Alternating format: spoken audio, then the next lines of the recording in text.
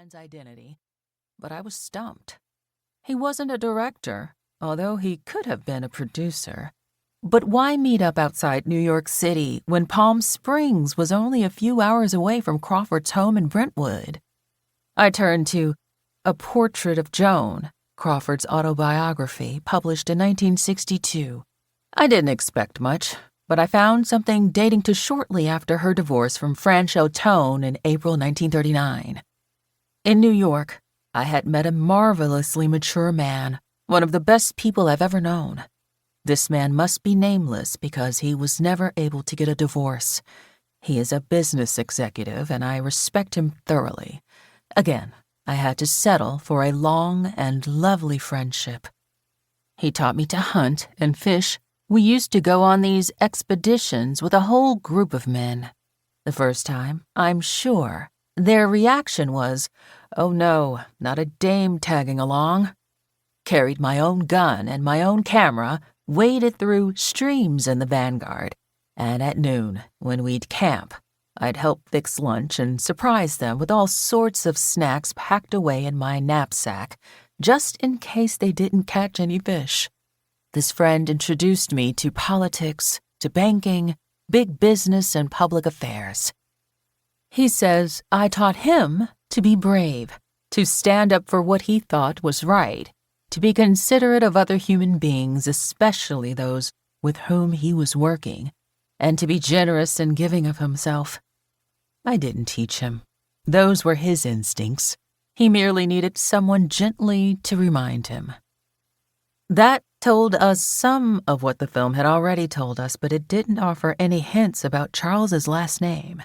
That came through the back door, an item in a Hedda Hopper column from 1940 that carried a whiff of sulfur, as many Hopper columns did.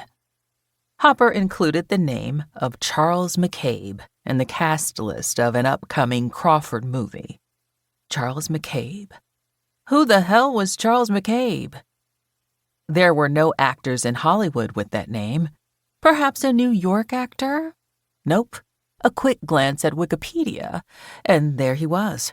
The same man with Crawford in the footage. Charles McCabe was the publisher of the New York Daily Mirror, a Hearst paper that Woody Allen called a sparse rag that would have gone out of business were it not for the fact it housed Walter Winchell's column. Unfortunately, irrelevance can only be withstood for so long. The Daily Mirror died in October 1963. Hedda Hopper had found out about the affair and wanted Crawford to know she knew.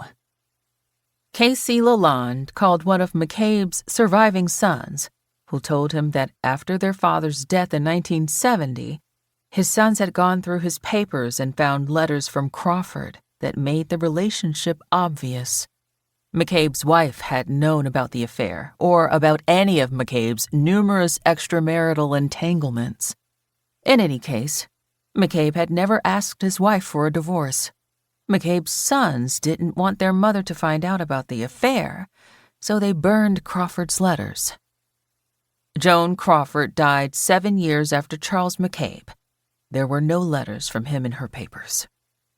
A relationship with a public figure such as Crawford must have been risky for McCabe, but the footage clearly indicates neither of them cared, while the fact that Crawford kept the movies for the rest of her life indicates the affair was far more than a passing fling. The home movies are a glimpse into the unexpected emotional accessibility of a woman often regarded as ferocious, even by other ferocious movie stars. How did Crawford and McCabe meet? How long did the affair last? We can't be sure, because Joan Crawford could keep a secret, but not all of them. Part 1. I think most of our fears are developed in childhood. All mine came out of childhood. Joan Crawford. I was born working. Joan Crawford. Chapter 1. Almost all star biographies issued by movie studios glossed, elided, or live. To keep listening to this audiobook for free, click the link in the description. It will take you to a free Audible trial where you can listen to this and many other books for free for 30 days.